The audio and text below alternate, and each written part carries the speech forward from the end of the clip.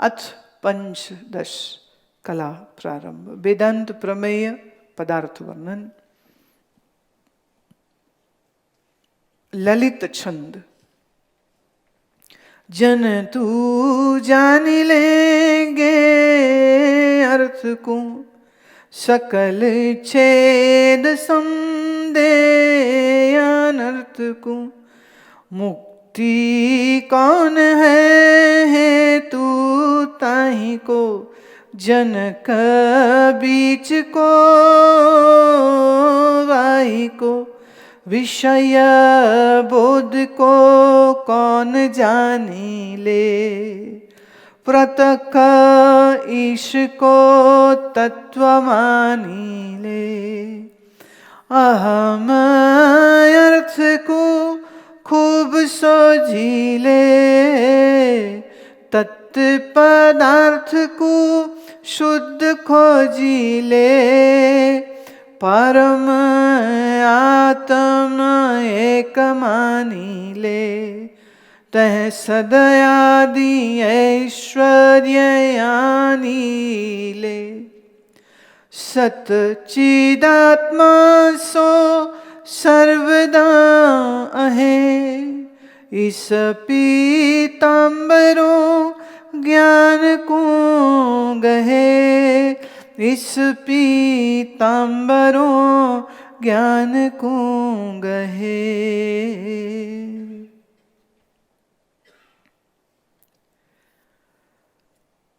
मोक्ष का स्वरूप क्या है? कार्य सहित अज्ञान रूप अनर्थ अर्थात बंधन की निवृत्ति और परमानंद रूप ब्रह्म की प्राप्ति, यह मोक्ष का स्वरूप है।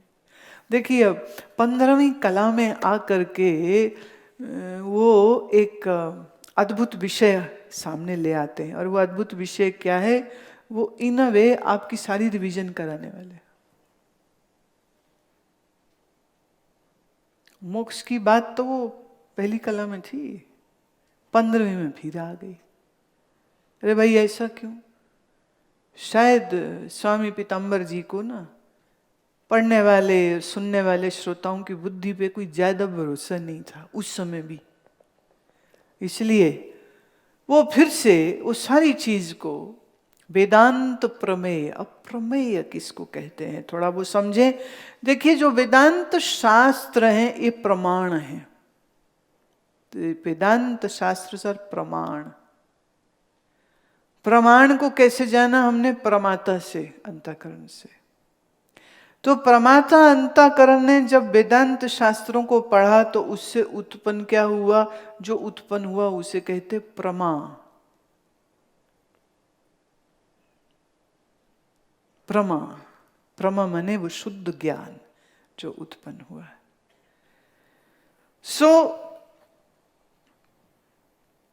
क्या है मोक्ष? कहते कार्य सहित अज्ञान रूप अनर्थ बंधन की निवृत्ति। सारा संसार कहां से आया? अज्ञान से। और ये संसार का रूप क्या बोल रहे हैं? अनर्थ रूप। एक है अर्थ, एक है अनर्थ। कोई केले के छिलके खाए और केले का गूदा फेंक दे तो हम कहेंगे क्या अनर्थ कर रहा है? ऐसे मत करो। अर्थ माने जिसमें लाभ है, अनर्थ माने जिसमें नुकसान है, जिसमें कुछ प्राप्ति है, वो अर्थ। अर्थ धन को भी कहते हैं। तो धन का जो ज्ञान रखे उसे हम अर्थशास्त्री बोलते हैं, और धन का ज्ञान जो देवे उस शास्त्र को हम अर्थशास्त्र बोलते हैं। तो अर्थ माने धन, अर्थ के उल्ट हो गया अनर्थ। तो संसार को क्या कह रहे हैं? अनर्थ।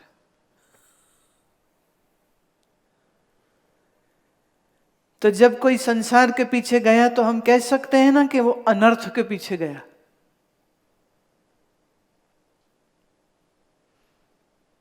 कोई शादी करे जैसे, या ब्राह्मण आशीर्वाद देते तो वो कहते शुभ मंगल पर साथ में बोलते हैं मराठी में सावधान।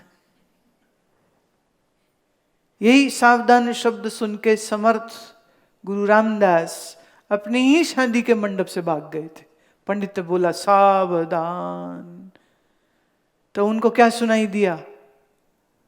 अरे तेरे प्रारब्ध और इच्छा क्या है? साधु की तपस्या की। कहाँ जा रहे? वो कह रहे सुबह सुबह में जाना है, सावधान। और समर्थ रामदास सोच के जैसे विजुअलाइज दूल्हे बने हुए और वो भाग गए अपने मंडप से। दूल्हा ड्रेस में भागे। दुनिया में दो ही लोग हैं, एक रज्जब, एक समर्थ रामदास।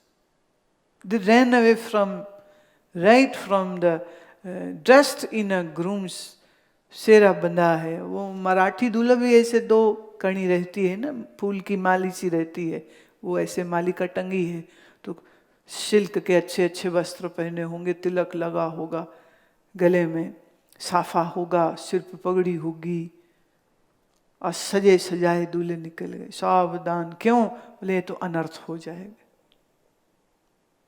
एक की सेवा करूं, किसकी? मैं तो अपने राम की सेवा करूं। किसी गुरु ने सिखाया नहीं उनको, किसी गुरु के पास भी भाग के नहीं गए। समर्थ रामदास तप करने के लिए अपने विवाह से चले जाते हैं। बोले संसार अनर्थ है, मेरे लिए नहीं, मेरे लिए नहीं। तो अनर्थ रूप संसार जो बंधन देता है, उसकी निवृत्ति जहां हो जाए उसी को मोक्ष कहते। परमानंद रूप ब्रह्म की प्राप्ति होए, ये मोक्ष का स्वरूप। एक की निवृत्ति हो रही, एक की प्राप्ति हो रही। ऐसा नहीं कि ठन ठन पाल कर देंगे, कुछ मिला ही नहीं। संसार भी छीन लिया, भोग भी छीन लिए, वासना भी छीन ली, इच्छा भी, सब कुछ तो छीन लिया। दिया क्या हमको? कहते बेटा तुम्हें ब्रह्म दिया है।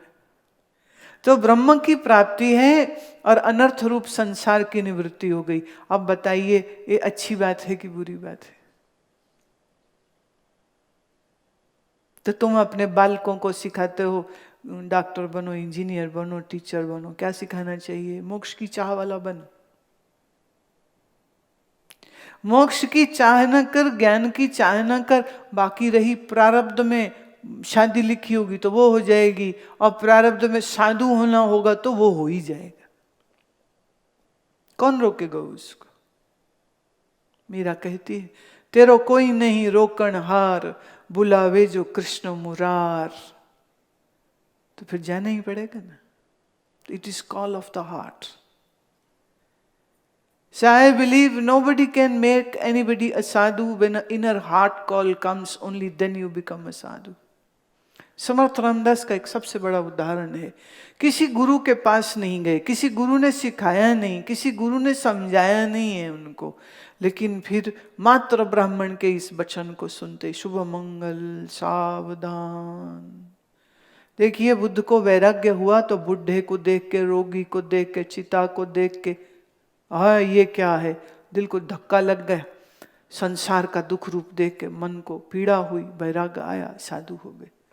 समर्थ रामदास तो दूल्हे बने हुए थे, दुल्हन है सामने, शहनाइयां बज रही हैं।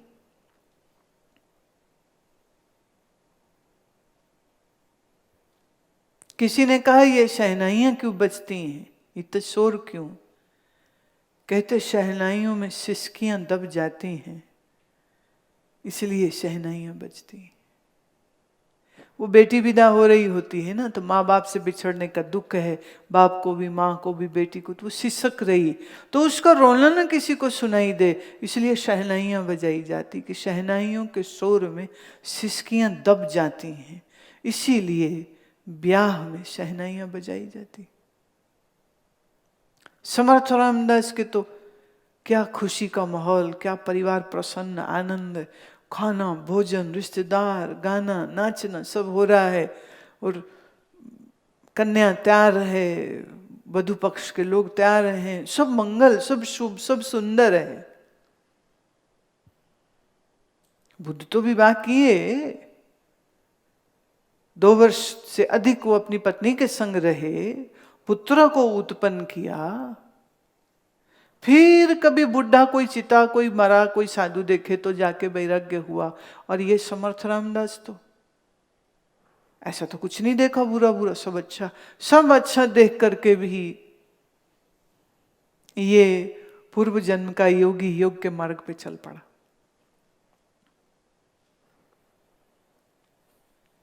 प्रश्न, उस मोक्ष का साक्षात साधन क्या है?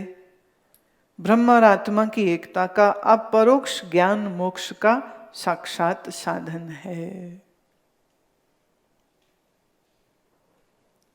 रिवाइज हो रहा है तो नथिंग न्यू, सबको मालूम है। मोक्ष का अवान्तर ज्ञान द्वारा साधन क्या है? निष्काम कर्म और उपासना आदि मोक्ष के अवान्तर साधन है। अवान्तर मतलब है कि which are the preliminary, which are going to be supportive। तो वो क्या है? एक तो उपासना है और दूसरा है निष्काम कर्म। देखिए मस्ट है ये, ज्ञान की पथ पे चलना है तो निष्काम कर्म चाहिए ही चाहिए और उपासना भी चाहिए। बस फर्क ये है कि ज्ञान के मार्ग में रामकृष्ण शिव की उपासना के लिए नहीं कहा जाता, ज्ञान मार्ग में सदगुरु की ही उपासना को श्रेष्ठ माना गया है। क्योंकि शिव पुराण है, विष्णु पुराण है, जब तुम ये सब पढ़ने लगोगे तो वहां जिक्र आएगा विष्णु लोक का, तो एक कल्पना के घोड़े दौड़ जाएंगे, वो पता नहीं कहाँ है, हम वहाँ कहाँ पहुंचेंगे। अच्छा उसके 4 हाथ है तो शंख चक्र गदा पद्म है, तो गले में ये है तो वो, तो एक ऐसी अजीब सी मन की धारणा और खोज और वो सब शुरू हो जाए। तो बोले उसको रहने दो। ज्ञान मार्ग के और योग मार्ग के साधक को गुरु की उपासना करने का सुझाव दिया गया है, बाकी किसी के नहीं। बोले आवश्यकता ही नहीं।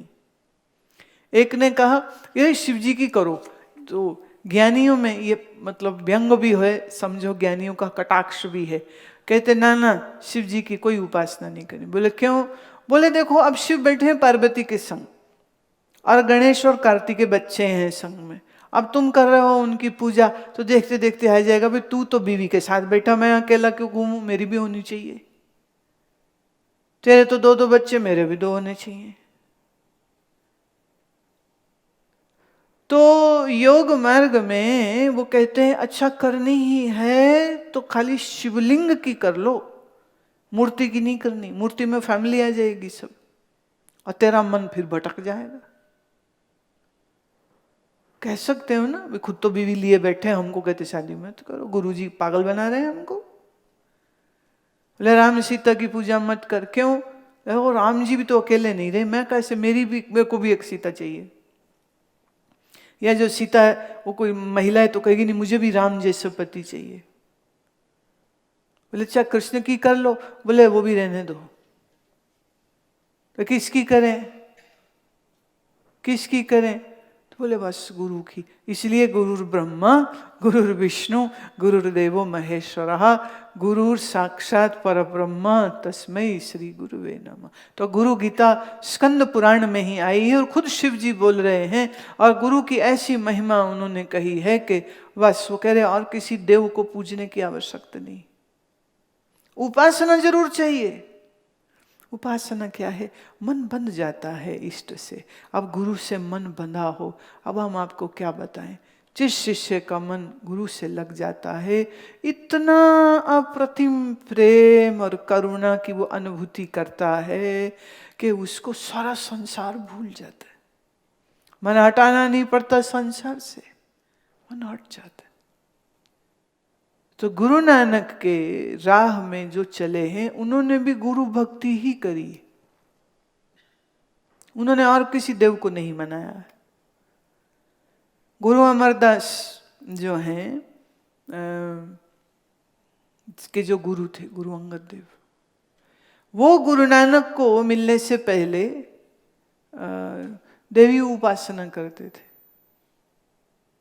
पर जब गुरु मिल गए तो देवी उपासना छोड़ दी। बोले अब नहीं, अब तो गुरु मेरी पूजा, गुरु गोविंद, गुरु की ही पूजा है, गुरु ही मेरा गोविंद है, गुरु ही मेरा राम है, गुरु ही मेरा शिव है। अब और कहीं नहीं।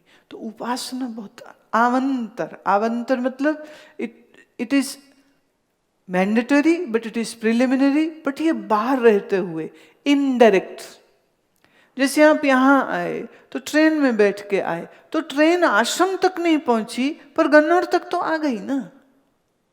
तो अवान्तर थोड़ा दूरी है, थोड़ी बाहर की बात है, बट उसके बगैर बात भी नहीं बनती। तो निष्काम कर्म और उपासना अवान्तर साधन है। प्रश्न, उस ज्ञान का विषय क्या है? आत्मा और ब्रह्म की एकता ज्ञान का विषय है। आत्मा का स्वरूप क्या है?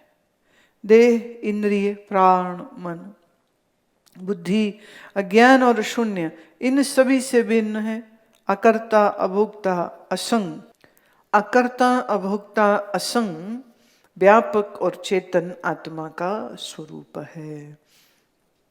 प्रश्न, ब्रह्म का स्वरूप क्या है? निष्प्रपंच, असंग, परिपूर्ण, चेतन ब्रह्म का स्वरूप है। प्रश्न, ब्रह्म और आत्मा की एकता कैसी है? ब्रह्म और आत्मा की एकता कैसी का उत्तर देते हैं, जीव ब्रह्म के अभेद का निश्चय ज्ञान का स्वरूप है। ब्रह्म का स्वरूप क्या है? निष्प्रपंच, असंग, परिपूर्ण, चेतन ब्रह्म का स्वरूप है। और ब्रह्म और आत्मा की एकता कैसी है? तो कहते हैं सच्चिदानंद ऐश्वर्य स्वरूप सदा विद्यमान ब्रह्म आत्मा की एकता है। वो अब आप कहोगे भी ये क्या जवाब हुआ? पर ये जवाब ऐसे ही है जैसे कोई बोले गुलाब को तुम लाल क्यों हो, तू क्या कहेगा? बोले मैं लाल हूं इसलिए मैं लाल हूं। अब ये कोई बात हुई ब्रह्म का स्वरूप, ब्रह्म और आत्मा की एकता कैसे हुई? भाई आत्मा ही ब्रह्म है, ब्रह्म ही आत्मा है, तो अब इसके लिए नया प्रवचन क्या करें? There is no need to say anything, इसलिए इज जस्ट रिपीटिंग सच्चिदानंद ऐश्वर्य स्वरूप सदा विद्यमान ब्रह्मात्मा की एकता। प्रश्न, ज्ञान का स्वरूप क्या है? जीव ब्रह्म के अभेद का निश्चय ज्ञान का स्वरूप है। तो हमको ज्ञान हुआ नहीं हुआ? अगर तो जीव ब्रह्म की एकता निश्चय में है तो कहो ज्ञान हो गया। तुमको होगा नहीं मैं सुना, तो भाई सुना है, सवाल सुनने का नहीं था, सवाल निश्चय का। एक ने कहा नहीं हो गया मेरे को निश्चय, चलो मैं बहुत अच्छी बात है। थोड़ी देर में कहते शादी करूं नहीं करूं, मैं क्यों? नहीं डर लगता है। अच्छा डर लगता है तो ज्ञान हो गया है? तो इसका मतलब अभी सिर्फ सुना, समझा नहीं, निश्चय में नहीं। डॉक्टर के गए, डॉक्टर ने कहा आपके तो ट्यूमर है पेट में, मरने वाले हो। वो रोता हुआ आ गया, पता है मेरे ट्यूमर हो गया, हम तो मर जाएंगे, कैंसर हो गया, हम तो मर जाएंगे, क्या होगा हमारा? ऐसा अगर कोई बोले तो जानना अभी निश्चय नहीं हुआ। ज्ञानी कहता है मौत अभी के अभी हो जाए तो कोई परवाह नहीं, और 1000 वर्ष तक मौत मुझे छुए भी नहीं तो कोई परवाह नहीं। ये हुआ निश्चय का सबसे सुंदर प्रमाण। Whatever happens, happens to body. Whatever happens, happens to mind. Nothing can happen to me because I am a unique, I am non-changeable entity. सच्चिदानंद स्वरूप में क्या फर्क? दे मन रहे रहे, ना रहे ना रहे।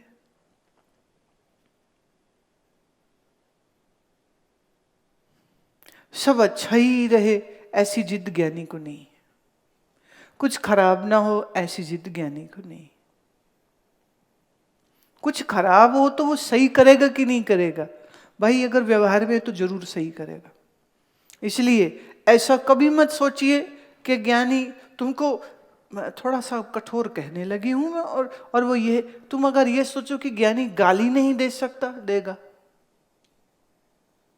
तुम कहो ज्ञानी तुम्हें पीट नहीं सकता, मैं कहूं पीटेगा। तुम कहो ज्ञानी किसी को मार नहीं सकता, मैं कहूं मार भी सकता है। तुम कहोगे वो डरते नहीं, मैं कहूंगी नहीं। क्यों? अशुभ कर्म जाएंगे किसके पल्ले में? ज्ञानी के तो पास रहने ही नहीं है। इसलिए निसंकोच जो आवश्यक होती है उस आवश्यकता के अनुसार उसका निजी किसी से दोस्ती दुश्मनी नहीं है। आप श्री कृष्ण को महाभारत के युद्ध से हटा दीजिए और फिर कहानी को लिखिए दोबारा से। कृष्ण नहीं है उसमें। 2 थप्पड़ दुर्योधन ने मारे होंगे तो भीम भी नीचे गिर गया होता, और युधिष्ठिर तो पहले ही मरा पड़ा है वो तो। हाँ, उसने सत्य सत्य सत्य करते रहे ना, उन्होंने पीठ पटा के तो उन्होंने साइड में कर देना उसको। और अर्जुन से ज्यादा धुरंधर तीरंदाज कर्ण था, याद रखिए।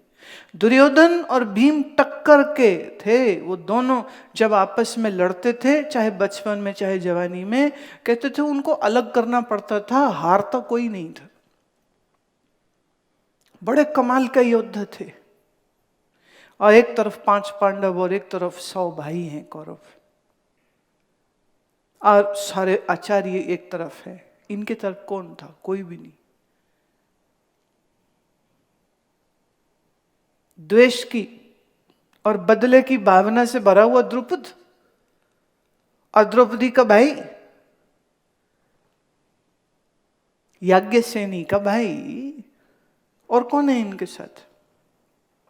एक अकेले कृष्ण हैं जो षड्यंत्र चलाए हैं उन्होंने। कहीं झूठ बोल दिया, कहीं कुछ कर दिया, कहीं कुछ कर दिया। कहीं सबसे पहली बात, अगर कृष्ण ना होते तो अर्जुन तो युद्ध छोड़ के साधु बाबा जी बन के जंगल में बैठ चुका होता।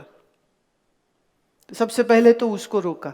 अब अगर कृष्ण को आप हटा दे तो अर्जुन तो धनुष गांडीव छोड़ करके लंगोटी लगा के गंगा जी के तट पे बाबा जी बन गया होता। तो युद्ध कैसे होता? भीम के पास बल तो है पर बुद्धि नहीं है। युधिष्ठिर के पास बुद्धि तो है, बल नहीं है। नकुल सहदेव अपनी घुड़सवारी में बड़े अच्छे थे। और दूसरा तो नक्षत्र तारों के लिए तो मैंने वहां से तीर चल रहे हैं, वो नक्षत्र तारों की गणना में लगा हुआ होता, ये चलेगा नहीं चलेगा, ये मुझे मारेगा कि नहीं मारे, साइड से निकल जाएगा कि मुझे तीर लगेगा।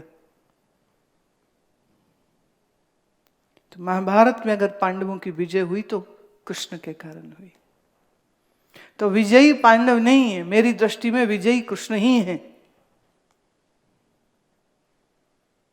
और कृष्ण ने इस टेढ़े युद्ध को अपनी टेढ़ी चाल से जीता है। सीधे सीधे चलते तो बात ना बन सकती थी। द्रौपदी को दासी बना करके भीष्म के खेमे में भेज दिया, और वो सोच रहे हैं कि दुर्योधन की पत्नी आई है तो अब उसको आशीर्वाद देना है। उन्होंने सारे आशीर्वाद उसको दे दिए। थे कौन? अंदर घूंघट उठाए तो निकली द्रौपदी। गांधारी कहती पुत्र को, बेटा आ जाना मेरी आंखों के सामने, नंगे तुम, मेरी दृष्टि से मैं तेरे शरीर को वज्र बना दूंगी। कृष्ण भगवान कहते शर्म नहीं आती? जवान आदमी मां के सामने नंगा जाएगा? लंगोटी बांध। लंगोटी बनवा दी, सारा जिस्म तो वज्र का हो गया पर गुप्तांग तो नर्म रह गया, और मारा भी वो उसी वजह से गया। और जब भीम लड़ रहा था ना इसके साथ, तो सब जगह मारे तो भीम की तो गदा ही टूटती चली जा रही थी। कृष्ण एक दृष्टि से कहूं कैसे बेशर्म है, सबके सामने इशारा करके कहते गुप्तांग में मार इसके। ये किसकी सोच? अश्वत्थामा मरो नरो व कुंजरो, युधिष्ठिर से झूठ बुलवाया। वो कहता मैं नहीं बोलूंगा। कहते तुम मरो तो बोलो, आगे का हम संभाल लेंगे। तो अश्वत्थामा मरो ही सुनाई दिया द्रोणाचार्य को। हाथी मरा है, आदमी नहीं मरा है। ये युधिष्ठिर की वाणी तो सुनी नहीं। उसने वहीं हथियार छोड़ दिए। कृष्ण कहते मार। कर्ण का पहिया मिट्टी में फंस गया था और इधर सूर्य अस्त भी होने वाला है। ऐसी स्थिति में कोई योद्धा दूसरे योद्धे से नहीं लड़ सकता। नियम था पैदल पैदल से, तलवार वाला तलवार से, रथ वाला रथ से लड़े, नियम थे। कर्ण जमीन पे था, पहिया जमीन में फंसा हुआ था और कृष्ण कहते अर्जुन को मार। अर्जुन कहता ये नियम विरुद्ध है। बोले तू झापड़ खाएगा, मार उसको, जो मैं कहूं कर। क्रोधित हुए हैं कृष्ण उसके ऊपर। इतिहास गवाह है, कहते हैं उस समय कृष्ण के सामने कर्ण ज्यादा सुशील और तपस्वी प्रतीत हो रहे हैं, क्योंकि कृष्ण ने झूठ का और एक असहाय स्थिति में उसके ऊपर हमला करवाया था। अर्जुन नहीं करना चाहता है, वह कृष्ण ने कहा करो। तो आप लाइन लगा लीजिए, महाभारत की कथा असल में कृष्ण की कथा है। बट अद्भुत बात यह है जो विचार चंद्रोदय हमें स्पष्ट कर रही है कि ब्रह्मज्ञानी की स्थिति यह होती है, व्यवहार और प्रारब्ध अनुसार उसके द्वारा किया गया अशुभ कर्म भी उसको बांधता नहीं है। अशुभ कर्म उसको बांधता नहीं है। शुभ का फल उसके भक्तों को, अशुभ का फल उसके निंदकों में बट जाता है। उसके हाथ में क्या है? ज्ञानी के हाथ कुछ भी नहीं।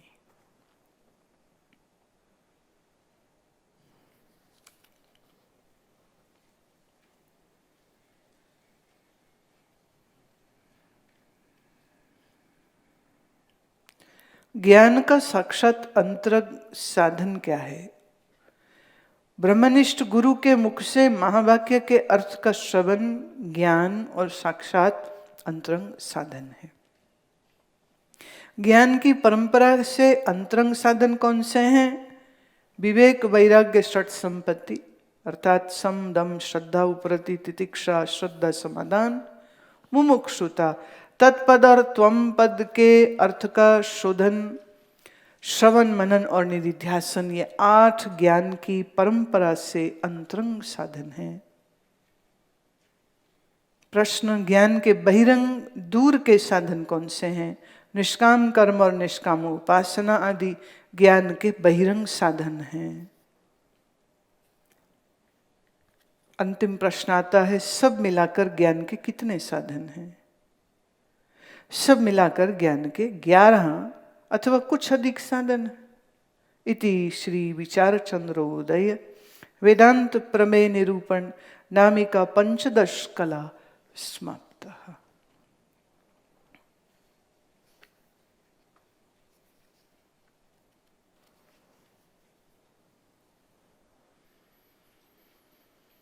रिविजन है, kind of, it is revision. That is the same thing which is going to happen in 16वीं कला, जो आखिरी कला है। लेकिन उस कला में जो रेपिटिशन है वो बहुत भिन्न प्रकार से होगी, और उसमें हमें उपनिषदों की एक छटा, उपनिषदों का एक रंग, और भिन्न भिन्न उपनिषदों का, प्रमुख उपनिषदें जो हैं उनका उपक्रम, उपसंहार क्या था, उनका साधन क्या था, उनका विषय क्या था, उनका लक्ष्य क्या था, तो सारी उपनिषदों का एक सार गर्भित रूप से एक छोटा छोटा मिनिस्क्यूल फॉर्मेट जो है वो हमें 16वीं कला में मिलता है। आज के लिए